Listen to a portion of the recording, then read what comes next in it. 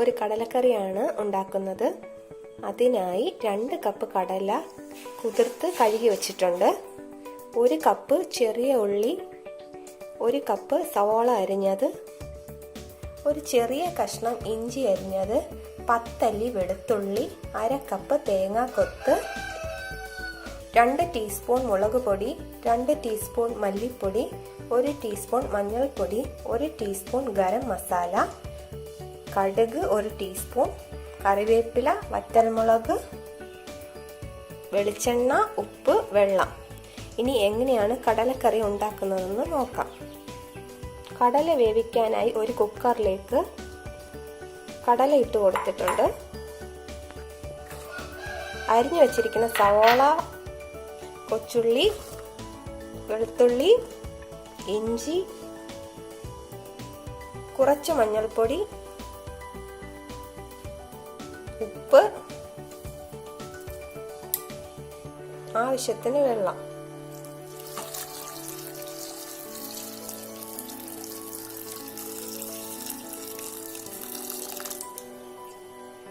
എല്ലാം ഇട്ട ശേഷം അടപ്പ് കൊണ്ട് മൂടി വെച്ച് വേവിക്കാം. മീഡിയം ഫ്ലെയിമിൽ ഒരു 5 വിസിൽ വരുന്നത് വരെ വേവിക്കാം. ഇപ്പോൾ കുക്കറിന്റെ പ്രഷറൊക്കെ പോയിട്ടുണ്ട്. നമുക്കൊന്ന് തുറന്ന് നോക്കാം. വെന്തോന്ന് നോക്കാം.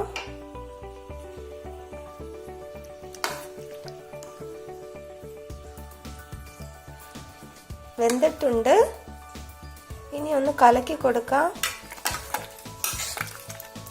ഉള്ളിയൊക്കെ കടലയുമായിട്ടൊന്ന് കലങ്ങി കിട്ടാൻ വേണ്ടിയാണ്.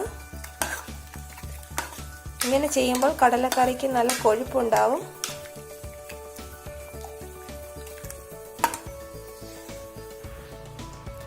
ഒരു നോൺ സ്റ്റിക്ക് പാൻ അടുപ്പിൽ വെച്ചിട്ടുണ്ട്.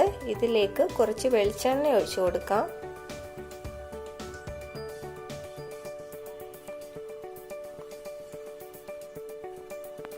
എണ്ണ ചൂടായിട്ടുണ്ട്. ഇതിലേക്ക് അരിഞ്ഞു വെച്ച തേങ്ങ കൊത്തിട്ട് കൊടുക്കാം.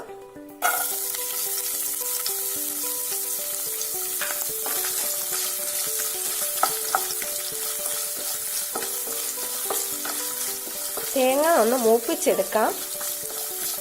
ഇങ്ങനെ അല്ലാതെയും ചെയ്യാം. നമ്മൾ കടല വേവിക്കുന്നതിന്റെ കൂടെ തന്നെ തേങ്ങാക്കൊത്ത് ഇട്ട് കൊടുത്തും കടലക്കറി തയ്യാറാക്കാം.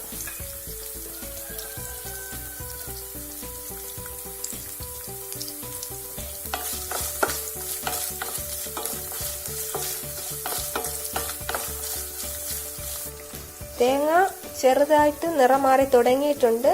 കടുക് വറുക്കാനുള്ള സാധനങ്ങൾ ഇട്ട് കൊടുക്കാം. ആദ്യം കടുകിടാം.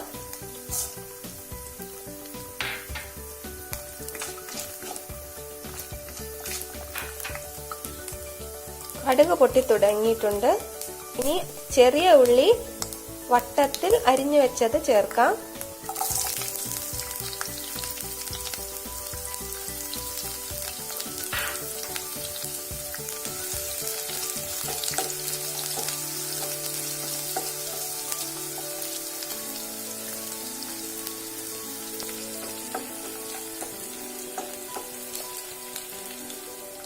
ഇതിലേക്ക് വറ്റൽമുളക് ഇടാം.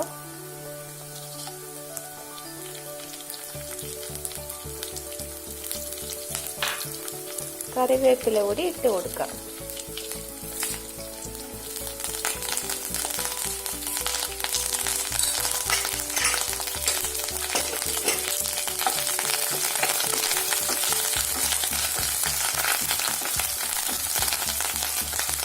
ഇനി മുളക് പൊടി ഒന്ന് ചൂടാക്കി കൊടുക്കാം.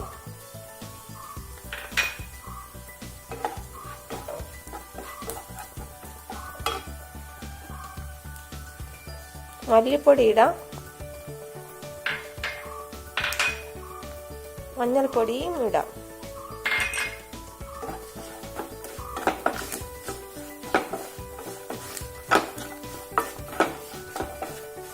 ഇപ്പോൾ എല്ലാം ഒന്ന് മൂത്തിട്ടുണ്ട്.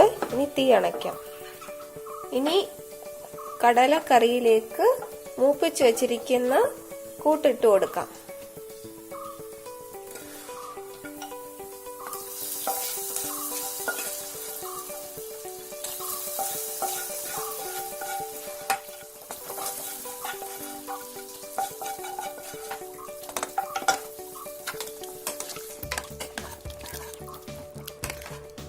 ഇനി ഇതിലേക്ക് ഗരം മസാല കൂടി ചേർക്കാം. മുളക് പൊടിയുടെ അളവിൽ എരിക്കനുസരിച്ച് മാറ്റം വരുത്താം. അധികം എരി ആവശ്യമില്ലെങ്കിൽ അളവ് കുറച്ചാൽ മതി.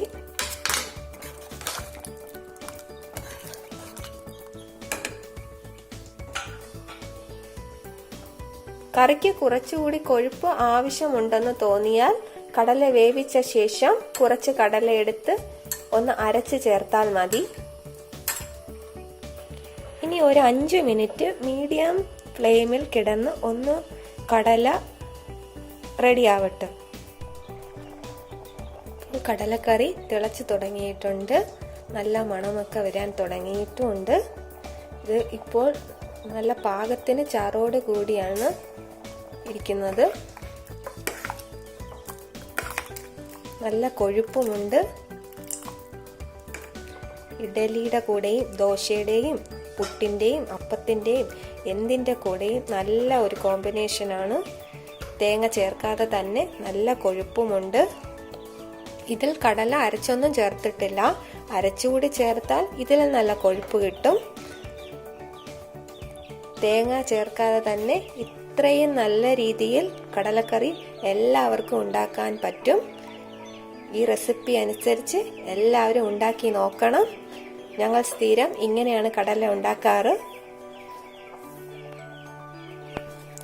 രാവിലെ കടല വെച്ച ശേഷം മിച്ചം വന്നാൽ ഉച്ചയ്ക്കത് ചോറിൻ്റെ കൂടെയും നമുക്ക് ഉപയോഗിക്കാം.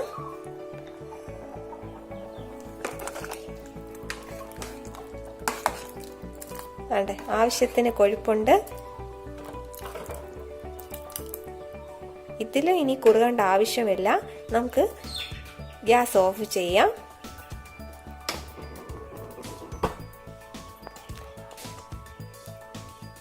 ഇനി ടേസ്റ്റ് കൂടി ഒന്ന് നമുക്ക് നോക്കാം.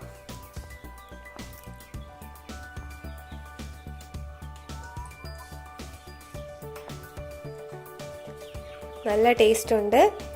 എല്ലാം പാകത്തിനാണ്. ഇത്ര എരി ആവശ്യമില്ലെങ്കിൽ മുളക് പൊടിയുടെ അളവ് കുറച്ചാൽ മാത്രം മതി. ബാക്കിയെല്ലാം കറക്റ്റാണ്. പിന്നെ കടലയുടെ അളവ് അനുസരിച്ച് ഇൻഗ്രീഡിയൻസിൽ മാറ്റം വരുത്തണം. ഇപ്പോൾ എല്ലാവരും ഇത് ട്രൈ ചെയ്യണം.